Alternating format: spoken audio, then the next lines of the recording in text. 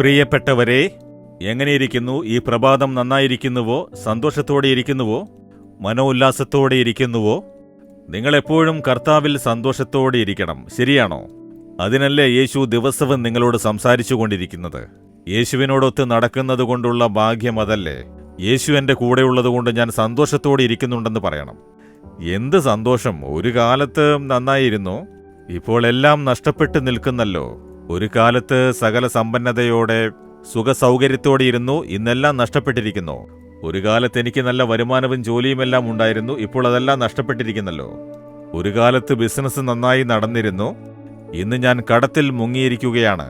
ഒരു കാലത്ത് കർത്താവ് എന്നെ ആശീർവദിച്ചിരിക്കുന്നു എന്ന് സന്തോഷത്തോടെയിരുന്നു, ഇന്നങ്ങനെയില്ല എന്ന് വിചാരിക്കുകയാണോ? അപ്പോൾ ആശീർവാദം നിങ്ങളുടെ ജീവിതത്തിൽ തങ്ങുന്നില്ലേ? അതെന്തുകൊണ്ടാണ് എന്ന് ചോദിക്കുകയാണോ? വേദവചനത്തിൽ സദൃശ്യവാക്യം 10-ാം അധ്യായം 6-ാം വാക്യത്തിൽ യഹോവ പറയുന്നു, നീതിമാന്റെ ശിരസിന്മേൽ അനുഗ്രഹങ്ങൾ വരുന്നു. അനുഗ്രഹം നേടുന്നത് ഒരു കാര്യമാണ്, എന്നാൽ അത് നമ്മുടെ ജീവിതത്തിൽ ശാശ്വതമായി തങ്ങണം. പലരും അനുഗ്രഹത്തെ നേടാറുണ്ട്, പിന്നെ അത് നഷ്ടപ്പെടുന്നു. ജോലി നഷ്ടപ്പെട്ടു, ബിസിനസ് നഷ്ടപ്പെട്ടു, ആരോഗ്യം നഷ്ടപ്പെട്ടു, അനുഗ്രഹത്തെ നഷ്ടപ്പെട്ടു എന്ന് പറയുന്നു.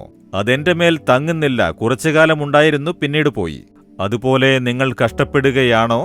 അപ്പോൾ അനുഗ്രഹം വന്നത് ശരിയാണ്, ഇപ്പോൾ അത് പോയി എന്ന് പറഞ്ഞാൽ അത് തങ്ങിയിട്ടില്ല എന്നർത്ഥം. എന്നാൽ യഹോവ എന്തു പറയുന്നു? നീതിമാന്റെ ശിരസിന്മേൽ അനുഗ്രഹം തങ്ങും. അപ്പോൾ നിങ്ങളുടെ ജീവിതത്തിലും കുടുംബത്തിലും അനുഗ്രഹം തങ്ങണമെന്നുണ്ടെങ്കിൽ ദൈവം ആഗ്രഹിക്കുന്ന കാര്യം ഇതാണ്: നീതിമാനായിരിക്കണം. അനീതിയുള്ള കാര്യങ്ങൾ ചെയ്യാൻ പാടില്ല. ആരാണ് നീതിമാനെന്ന് ചോദിച്ചാൽ, തന്റെ പാപത്തെ വിട്ട് മാനസാന്തരപ്പെട്ട് യേശുവിനെ മനസ്സിലേറ്റെടുത്ത് രക്ഷയുടെ അനുഭവത്തെ നേടിയവർ നീതിമാന്മാർ എന്ന് ബൈബിളിൽ പറഞ്ഞിരിക്കുന്നു. യേശുവിന്റെ രക്തത്താൽ നാം നീതിമാന്മാരാക്കപ്പെടുന്നു. അപ്പോൾ യേശു നമ്മുടെ പാപങ്ങളെല്ലാം ക്ഷമിച്ച് നീതിമാന്മാർ എന്നൊരു അനുഭവം തരുന്നു, അല്ലേ? അതിൽ നിലനിൽക്കണം. വീണ്ടും അനീതിയുള്ള കാര്യങ്ങൾ ചെയ്യാൻ പാടില്ല, നീതിയുള്ള കാര്യങ്ങൾ ചെയ്യണം. നിങ്ങൾ ചെയ്യുന്ന കാര്യങ്ങളും സംസാരിക്കുന്ന കാര്യങ്ങളും നീതിയുള്ളതാണോ? ചിലര് രക്ഷിക്കപ്പെട്ടു എന്ന് പറയും, അനീതിയുള്ളവരായിരിക്കും. അവര് പറയുന്നതും ചെയ്യുന്നതുമെല്ലാം കണ്ടാൽ നമ്മുടെ മനസ്സ് തന്നെ വേദനിക്കും. അനീതിയുള്ളവരായിരിക്കും.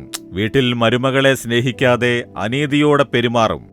അമ്മായിയമ്മയെ അമ്മയെപ്പോലെ സ്നേഹിക്കാതെ അയലത്തെ സ്ത്രീയെപ്പോലെ, അതായത് ബന്ധമില്ലാത്തവരെ പോലെ ദുഷ്ടത കാണിച്ച് അനീതിയായി പെരുമാറും. സംസാരിക്കുന്നതെല്ലാം അനീതിയുള്ളതായിരിക്കും. വായടയ്ക്കും, താൻ ചെയ്യുന്നതാണ് ശരിയെന്ന് പറയും. ചിലര് ഭർത്താവിന് കീഴടങ്ങാതെ നടക്കുന്നതാണ് ഗൗരവമെന്ന് കരുതി തർക്കുത്തരം പറയും. ചില ഭർത്താക്കന്മാർ ഭാര്യയെ കൈനീട്ടി അടിക്കും, ഏതോ താനോ എന്ന് പറയും. അനീതി. പക്ഷേ ചർച്ചിൽ പോകും, ബൈബിള് വായിക്കും, പ്രാർത്ഥിക്കും. ആശീർവാദം എങ്ങനെ തങ്ങും എന്ന് ചിന്തിക്കൂ. വെറുതെ ഭക്തിയുള്ളവരായാൽ മാത്രം പോരാ, വിശ്വസിച്ചാൽ മാത്രം പോരാ. നീതിയുള്ളവരായിരിക്കണം നിങ്ങളുടെ നടത്തത്തിലും വാക്കുകളിലും പ്രവൃത്തികളിലും. നിങ്ങൾ ജോലി ചെയ്യുന്ന സ്ഥലത്തും അനീതിയോടെ പ്രവർത്തിക്കരുത്. കൈക്കൂലി വാങ്ങുന്നതും അന്യായം കാണിക്കുന്നതും, ശരിയായി ജോലി ചെയ്യാതെ ചതിക്കുന്നത്, അനീതിയുള്ളവരായിരിക്കുന്നത്. ഇത് മുഖേന നിങ്ങളുടെ ആശീർവാദം കുറേശ്ശെയായി നിങ്ങളുടെ മുന്നിൽ നിന്നും അകന്നു മാറും. ആശീർവദിക്കപ്പെട്ടു, ഇനി ആർക്കും എന്നെ കുലുക്കാനാവില്ല എന്ന് വിചാരിക്കരുത്. നഷ്ടപ്പെടുന്ന ഒരവസ്ഥയുണ്ടാകും. അങ്ങനെ നഷ്ടപ്പെട്ട അനേകം പേരെ ഞാൻ കണ്ടിട്ടുണ്ട്. പിന്നീട് കുത്തിയിരുന്ന് ദൈവത്തിന്റെ മുന്നിൽ കരയും. നിങ്ങൾ അങ്ങനെയുള്ളവരാകാതിരിക്കാൻ, ആശീർവാദം നിങ്ങളുടെ ജീവിതത്തിൽ ശാശ്വതമായിരിക്കണമെങ്കിൽ നിങ്ങൾ ചെയ്യുന്ന കാര്യങ്ങളെല്ലാം നീതിയുള്ളതായിരിക്കണം. കർത്താവേ, ഞാൻ എപ്പോഴും നീതിയുള്ളവനായി നടക്കണം. അനീതിയുള്ളതൊന്നും സംസാരിക്കരുത്, ചെയ്യരുത് എന്ന് നിങ്ങളെ സമർപ്പിക്കുവിൻ. നിങ്ങൾക്ക് നഷ്ടപ്പെട്ടത് കർത്താവ് വീണ്ടും കൊണ്ടുവന്ന് തരും. സമർപ്പിക്കുമോ? അതെ, ഞാൻ അനീതിയുള്ളവനായി നടന്നു, സംസാരിച്ചു, പ്രവർത്തിച്ചു എങ്കിൽ അവരോട് ചെന്ന് എല്ലാം ശരിയാക്കിക്കൊള്ളുവിൻ. ഞാൻ ചെയ്ത അന്യായം എന്നോട് ക്ഷമിക്കണമേ എന്ന് പറയൂ. ഇനി ന്യായത്തോടെ നടക്കാനായി സമർപ്പിക്കൂ. നിങ്ങളുടെ ഉള്ളിൽ ഒരു മാറ്റമുണ്ടാകുന്നത് ദൈവം കാണുമ്പോൾ നഷ്ടപ്പെട്ട അനുഗ്രഹത്തെ വീണ്ടും തരും. എന്നിട്ടത് നിങ്ങൾ സംരക്ഷിക്കണം, ശരിയല്ലേ? കർത്താവേ, ഞാൻ നീതിയുള്ളവനായിരിക്കാൻ എന്നെ വിളിച്ചിരിക്കുന്നു. അങ്ങയുടെ രക്തത്താൽ കഴുകി എന്നെ ശുദ്ധീകരിക്കണമേ.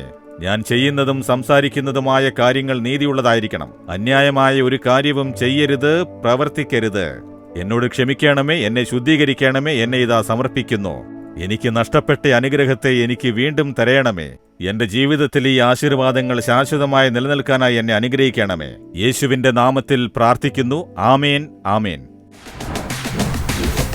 Jesus readings Malayalam YouTube channel subscribe ചെയ്യുക. ബെൽ ഐക്കോൺ ക്ലിക്ക് ചെയ്യുക. ഞങ്ങളുടെ ദൈനംദിന പ്രോഗ്രാമുകളെക്കുറിച്ചുള്ള അപ്ഡേറ്റ് ലഭിക്കുവാൻ